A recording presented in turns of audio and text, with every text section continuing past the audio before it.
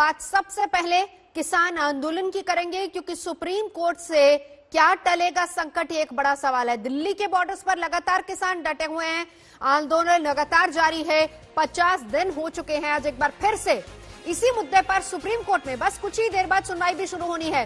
किसान हर हाल में तीनों कृषि कानून वापस करने पर अड़े हुए हैं। सरकार से अब तक 9 दौर की बातचीत हो चुकी है, लेकिन बात नहीं बन पाई है। लेकिन अब कोर्ट में आज एक अहम सुनवाई किसान आंदोलन पर, सुप्रीम कोर्ट में भी सुनवाई। मौसमी हमारे साथ जुड़ चुकी। मौसमी, जो कोर्ट में मामला चल रहा है इसी को लेकर किसान भी नाराज है। किसानों का ये कहना है कि सरकार अब कोर्ट को ढाल बना रही है। जी बिल्कुल, देखिए लगातार किसान यूनियन का ये कहना है कि हम सुप्रीम कोर्ट में इस मसले पर नहीं जाएंगे, क्योंकि ये मामला कहीं ना कहीं सियासी है और एक तरीके से सुप्रीम कोर्ट को सरकार एक कवच के तौर पे इस्तेमाल कर रही है। और यही वजह है कि हालांकि प्रशांत भूषण और बाकी वकील यही पक्ष किसान यूनियन का रखेंगे सुप्रीम कोर्ट के सामने, पर बेहद महत्वपूर्ण है कि इस पूरे मसले में जो उसकी संवैधानिकता है या पॉलिसी को लेके, क्या ये पॉलिसी सही है या नहीं, इस पर किसान यूनियन ने अपना कोई पक्ष सुप्रीम कोर्ट में नहीं रखा है। नोटिस का इस मसले पर जवाब नहीं दिया है, क्योंकि उनका कहना है कि ये मसला सियासी है और सियासी रूप से ही इसको सुलझाया जाना चाहिए। बहरहाल किसी भी वक्त अब सुनवाई शुरू हो सकती है। 8 यूनियन से जवाब मांगा था सुप्रीम कोर्ट ने, और इस पर भी सवाल खड़े किए गए नवजोत कि जब 40 यूनियन से बात हो रही है तो सिलेक्ट 8 यूनियन से क्यों सुप्रीम कोर्ट ने इस पूरे मसले पर जवाब मांगा है। मौसमी, इसमें देखिए एक बड़ी बात यह है कि मामला, जाहिर सी बात है कि किसानों ने कहा कि ये सियासी है और उसी दोनों में अगर बातचीत हो रही है तो उसी के जरिए हल निकलना चाहिए। लेकिन यहाँ पर बड़ी बात सियासत जो इसको लेकर अलग से हो रही है। शरद पवार भी आज लेफ्ट नेताओं से मुलाकात करने वाले इसी को लेकर। जी लगातार सियासी गहमा गहमी तेज हो गई है और लगातार ये पहली बार नहीं है जब एनसीपी सुप्रीमो लेफ्ट नेताओं से मुलाकात कर रहे हैं। लगातार जब से ये आंदोलन शुरू हुआ है तमाम विपक्षी दलों की इस आंदोलन पर नजर रही है। कभी कांग्रेस ने पदयात्रा या यूं कहिए राष्ट्रपति भवन तक मार्च निकालने की कोशिश की, हस्ताक्षर कैंपेन किए।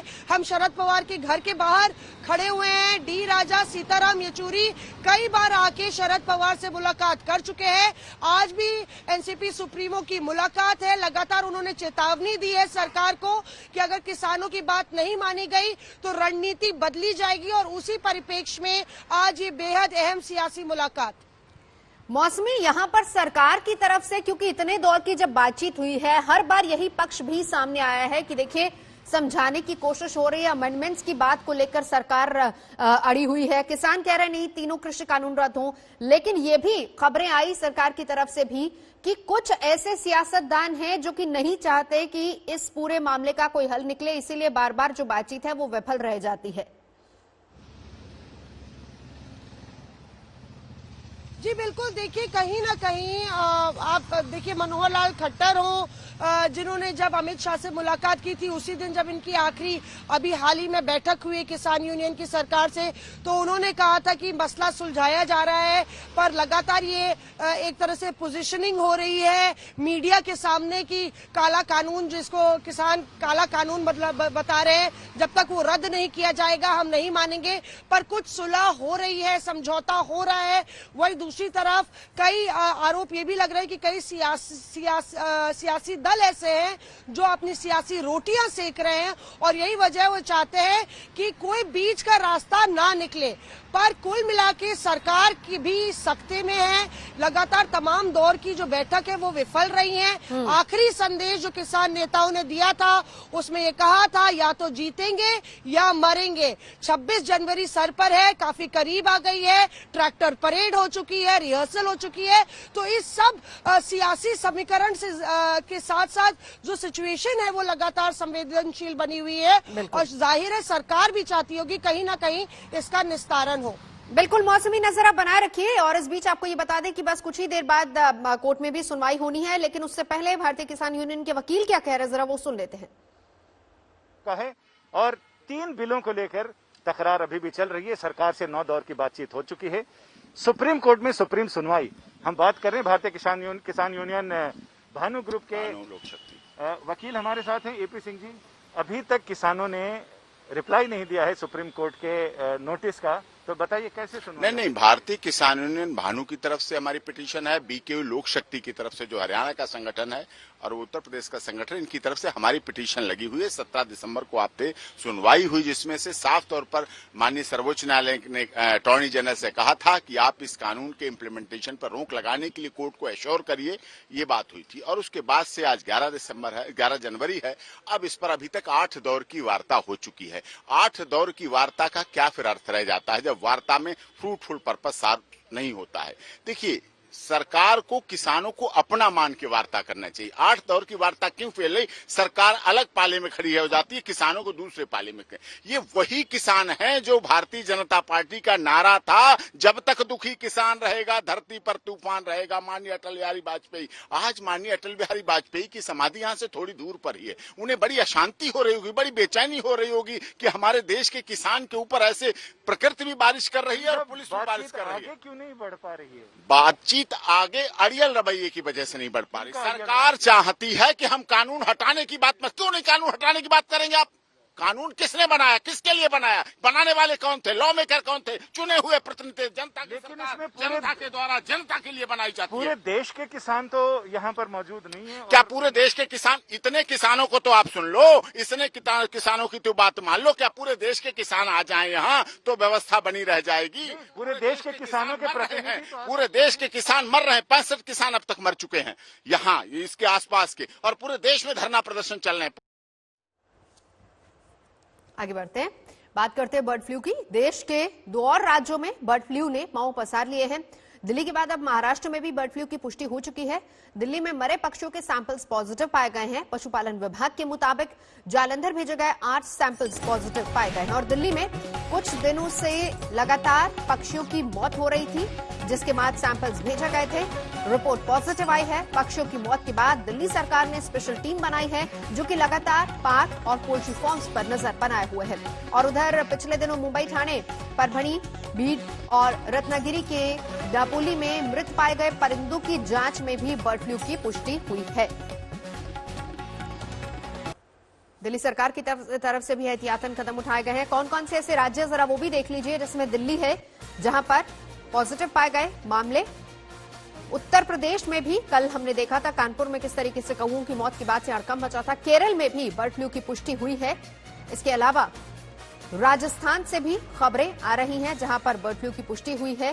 तो ये तमाम ऐसे राज्य हैं, कुल मिलाकर 9 राज्य हैं जहां पर बर्ड फ्लू की पुष्टि हो चुकी है। सैंपल्स जो भेजे गए थे वो सभी पॉजिटिव पाए गए हैं। इसके बाद एहतियातन कदम उठाए जा रहे हैं राज्य सरकारों की तरफ से। कहां पर है? दिल्ली है, उत्तर प्रदेश है, मध्य प्रदेश है, राजस्थान का इलाका है, केरल का इलाका है। इसके अलावा हिमाचल प्रदेश से भी खबरें आ रही हैं। पंकज जैन हमारे सहयोगी दिल्ली से इस वक्त हमारे साथ जुड़ चुके हैं। रिपोर्ट आ गई है, सोमवार का दिन था जब रिपोर्ट आनी थी और पॉजिटिव पाया गया। अब एहतियातन क्या कदम आगे सरकार की तरफ से? पंकज,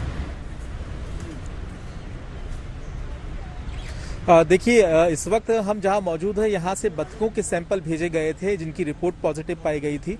और साथ ही साथ फिलहाल अंदर एनिमल हस्बेंड्री विभाग की 25 लोगों की टीम मौजूद है। सभी ने पीपी किट पहना हुआ है और ऐसे बतख जो बीमार हैं या फिर जिनमें फ्लू का खतरा नजर आ रहा है उन्हें दफनाने का काम अंदर चल रहा है। ऐसे बतख जो स्वस्थ हैं फिलहाल उनकी जांच की जाएगी। और साथ ही साथ आपको ये बता दें कि यहाँ पर आम पब्लिक के लिए अगले 3 महीने तक एंट्री को बैन किया जा सकता है, क्योंकि इस पूरे इलाके को हम देखें तो सुबह शाम यहाँ पर काफी ज्यादा लोगों की भीड़ होती है जो घूमने के लिए अपना वक्त बिताने यहाँ पर पहुंचते हैं। लेकिन फिलहाल अलर्ट के तौर पर यहाँ पर लगातार मेडिकल टीम पहुंच रही है जो कि यहाँ पर मौजूद बतखों की जांच करेगी। तो फिलहाल अंदर कार्रवाई को अंजाम दिया जा रहा है। लेकिन इसके अलावा दिल्ली के कई ऐसे और बड़े पार्क हैं, चाहे वो साउथ दिल्ली हो या फिर वेस्ट दिल्ली हो, जहां पर कौओं के मरने की खबर आई थी और इनके सैंपल जालंधर भेजे गए थे। अभी कुछ ऐसे सैंपल हैं जिनकी रिपोर्ट आना बाकी है, उनका इंतजार किया जा रहा है, क्योंकि यहाँ की जो सैंपल थे इनकी रिपोर्ट पॉजिटिव आई है। तो इसके बाद यहाँ पर फिलहाल कार्रवाई की जा रही है। नवजोत, बिल्कुल, यहाँ पर कार्रवाई तो की जा रही है। और इससे पहले हमने ये भी देखा था कि एहतियातन खुद मुख्यमंत्री अरविंद केजरीवाल ने गाजीपुर मंडी को 10 दिन के लिए बंद कर दिया गया था। बाकी इलाकों से क्या खबर है?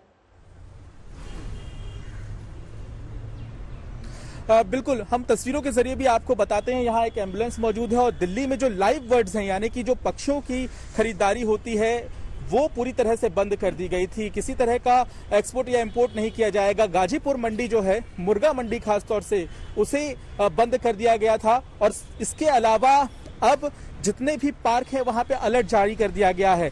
दिल्ली में चिड़ियाघर भी है, हालांकि कोरोना की वजह से चिड़ियाघर आम पब्लिक के लिए बंद है, लेकिन वहां पर भी जो हमारे विभाग से बातचीत हुई, उनका ये कहना है कि पक्षियों को बचाने के लिए लगातार प्रोटोकॉल फॉलो किए जा रहे हैं। और साथ ही साथ अंडा और चिकन जिन पक्षियों को या फिर बाकी लोगों को खिलाने होते हैं, बाकी जानवरों को खिलाने होते हैं, वो पूरी तरह से बंद कर दिया गया है। तो ऐसे में अलग अलग पार्कों में rapid response team sample collect कर रही है और जहां से भी कॉल आता है वहां पर जाकर तुरंत सैंपल इकट्ठे किए जा रहे हैं। नजर आप बना रहे कि लौटेंगे आपके पास। इस बीच एक और बड़ी खबर हम आपको बता देते हैं किसान आंदोलन से जुड़ी, जहां पर सुप्रीम कोर्ट में सुनवाई शुरू हो चुकी है। और अभी तक जो ये है कि हम बहुत निराश हैं, कोर्ट ने कहा है, ये सुप्रीम कोर्ट की तरफ से बात आई है। आंदोलन का हल न निकालने पर सुप्रीम कोर्ट नाराज है। किसान आंदोलन पर सुप्रीम कोर्ट में सुनवाई शुरू हो चुकी है। किसानों के आंदोलन पर अभी फिलहाल सुप्रीम कोर्ट में सुनवाई चल रही है। दिल्ली बॉर्डर से किसानों को हटाने पर सुनवाई हो रही है। इसके अलावा और बहुत सी ऐसी याचिकाएं हैं। केंद्र सरकार को फटकार लगाई है, नाराज है। इससे पहले 16 दिसंबर को कोर्ट ने कहा था कि किसानों के मुद्दे पर हल नहीं हुआ तो फिर ये एक राष्ट्रीय मुद्दा बन जाएगा। 6 जनवरी को जब अगली सुनवाई हुई थी, अदालत ने सरकार से कहा था कि स्थिति में कोई भी सुधार नहीं है, किसानों की हालत हम समझते हैं। इसके बाद 7 जनवरी को भी सुप्रीम कोर्ट में तबलीगी जमात मामले में सुनवाई के दौरान कोर्ट ने चिंता जताई थी। यही कहा था कि किसान आंदोलन के चलते कहीं मरकज जैसे हालात न बन जाएं। इस बीच आज फिर से कोर्ट में सुनवाई, जिसमें केंद्र सरकार को फटकार। किसान आंदोलन पर सुप्रीम कोर्ट में सुनवाई शुरू हो चुकी है। कोर्ट ने कहा है कि हम बहुत निराश हैं, ये बात सुप्रीम कोर्ट ने कही है। कोर्ट में सुनवाई चल रही है। इस बीच लगातार किसान आंदोलन का 47वां दिन, कृषि कानून रद्द करने की अर्जियों पर सुप्रीम कोर्ट में फिलहाल सुनवाई चल रही है। किसानों ने रविवार को 500 जत्थेबंदियों का एक डेटा तैयार किया था और उसी की बात आज रखी जाएगी। और आपको बताएं कि किसान आंदोलन पर केंद्र सरकार ने अब सुप्रीम कोर्ट को फटकार लगाई है। सुप्रीम कोर्ट ने केंद्र सरकार को फटकार लगाई है। कहा है कि हम बहुत नाराज हैं, निराश हैं। कोर्ट को फिलहाल आज ये भी बताया जाएगा किसानों की तरफ से कि इसमें सिर्फ पंजाबी नहीं बल्कि कैसे देश भर के किसान संगठन भी शामिल हैं। सुप्रीम कोर्ट ने केंद्र से पूछा है कि किसानों से क्या आप बात कर रहे हैं। हालांकि पिछली सुनवाई में भी केंद्र सरकार की तरफ से अटॉर्नी जनरल ने सीधे तौर पर कहा था कि बातचीत हो रही है और बात के जरिए ही बात बनेगी। किसान लगातार आरोप ये केंद्र सरकार पर लगा रहे हैं कि शील्ड की तरह इस्तेमाल कर रही है सुप्रीम कोर्ट को, लेकिन बावजूद इसके आज सुप्रीम कोर्ट ने फटकार एक तरीके से केंद्र सरकार को लगाई है, नाराजगी दिखाई है। निराश हैं हम आपसे बहुत निराश है, ये बात कही है कोर्ट ने। किसान आंदोलन पर केंद्र को सुप्रीम कोर्ट की ये फटकार और आंदोलन का हल न निकालने को लेकर भी सुप्रीम कोर्ट ने कहा कि हम बहुत ही निराश हैं। किसान संगठनों ने नए कानूनों की वजह से होने वाले नुकसान के बारे में भी कोर्ट को बताया है। एक एक करके तमाम बातें हुई हैं और ये सारी बातें किस तरीके से मजबूर हुआ है किसान आंदोलन को। संजय शर्मा हमारे साथ जुड़ चुके हैं। संजय, कोर्ट के अंदर फिलहाल कोर्ट रूम में क्या कुछ चल रहा है, कौन कौन लोग वहां मौजूद हैं, सुप्रीम कोर्ट की तरफ से जज ने क्या कहा?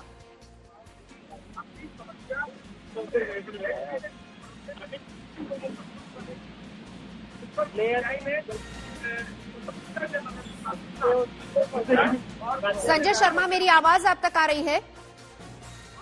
यहाँ बिल्कुल आपकी आवाज आ रही है। फिलहाल तो जैसे ही सुनवाई शुरू हुई है, कोर्ट केंद्र सरकार पर बुरी तरह नाराज है और कोर्ट ने कहा है कि आप क्या निगोशिएशन कर रहे हैं। पिछली सुनवाई में आपने कहा था कि आप बातचीत कर रहे हैं किसान संगठनों से, आपने भरोसा दिया था कि बातचीत सही दिशा में आगे बढ़ रही है और उसका नतीजा निकलेगा। आप किन आधार पर निगोशिएशन कर रहे हैं, आप कोर्ट को ये बताइए। और साथ ही ये भी था कि इस दलील से आपका कुछ भला नहीं होने वाला है कि आप लगातार ये कहें कि दूसरे राज्यों की सरकारों ने लागू कर दिया, बाकी जगह लागू कर दिया, कोई मतलब नहीं। हम केस की मेरिट पर बात नहीं, जो तीनों कानून है उनकी मेरिट पर बात नहीं कर रहे हैं, उसके रिसीव करने पर नहीं कर रहे हैं। हम सिर्फ ये कर रहे हैं कि आपने इस समस्या का हल ढूंढने के लिए क्या क्या किए और कहाँ के लिए क्या क्या किए हैं और कहाँ प्रॉब्लम आ रही है, आप ये बताइए। जी, क्या रुख था इस पर केंद्र सरकार के वकील का?